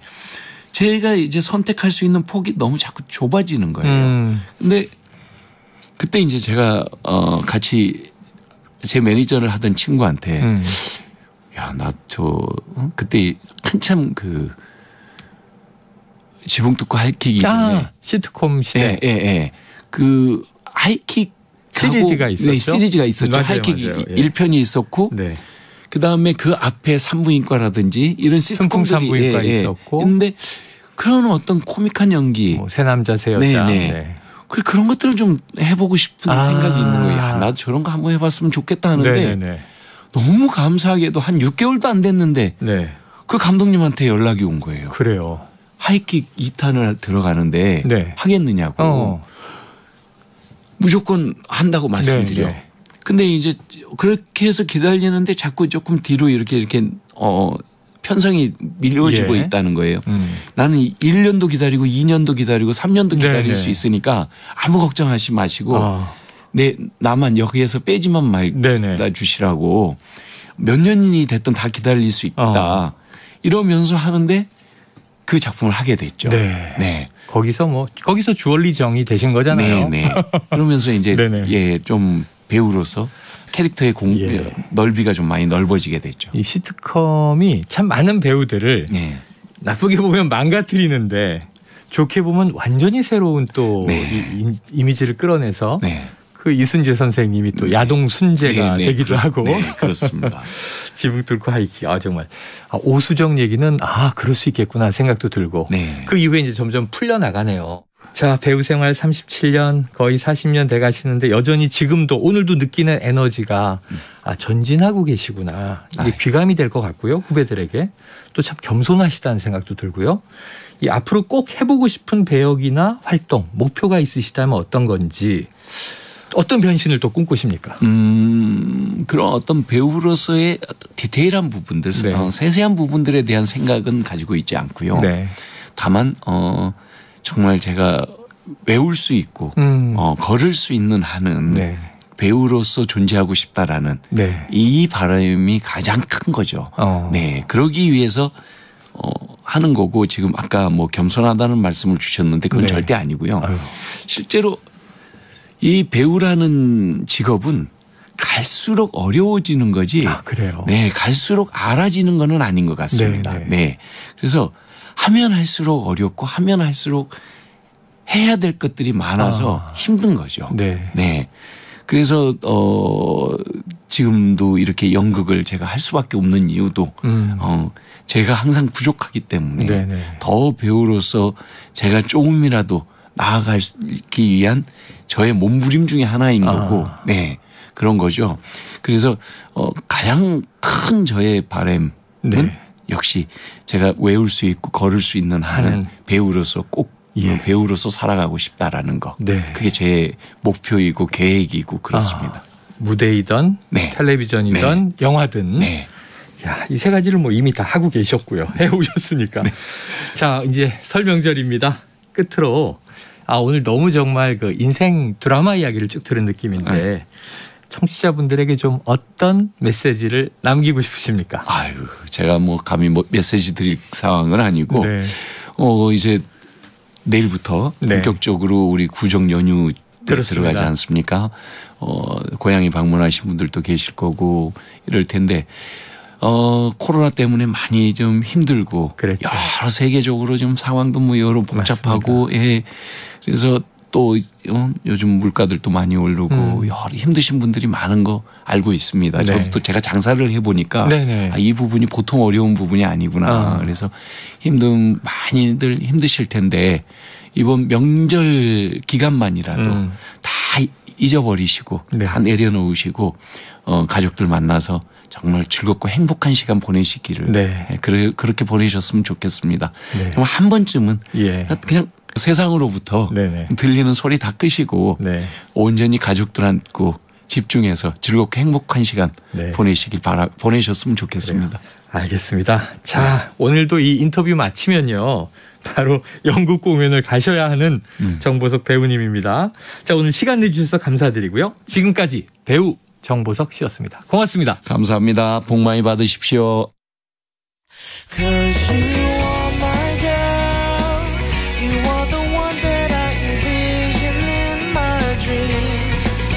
네, 청취자 7922님은요. 빨리 씻고 장 보러 나가야 되는데 이야기에 빠져서 앉아 있습니다. 자, 6799님 겸손하신 찬찬한 말씀이 참 예쁘시네요. 보석 같은 정보석님 기분 좋게 반갑습니다. 저도 인터뷰에서 굉장히 훈훈했습니다. 이게 연극 속에 또 인생이 담겨 있고 굉장히 40년 가까이 노력해 오신 분이죠. 자, 최영일의 시사본부 오늘 준비한 순서는 여기까지입니다. 지금 나가고 있는 노래는요. 김주한 씨가 부르는 You Are My Girl인데요. 바로 지붕 뚫고 하이킥의 OST입니다. 자, 명절 연휴 이제 기쁘게 신나게 정말 아름답게 보내시고요. 연휴지만 저희는요. 월요일 낮 12시 20분에 시사본부는 다시 찾아옵니다. 자, 월요일 낮에 뵙도록 하겠습니다. 지금까지 청취해 주신 여러분 고맙습니다. Feelings for you. There's so much that I feel inside me.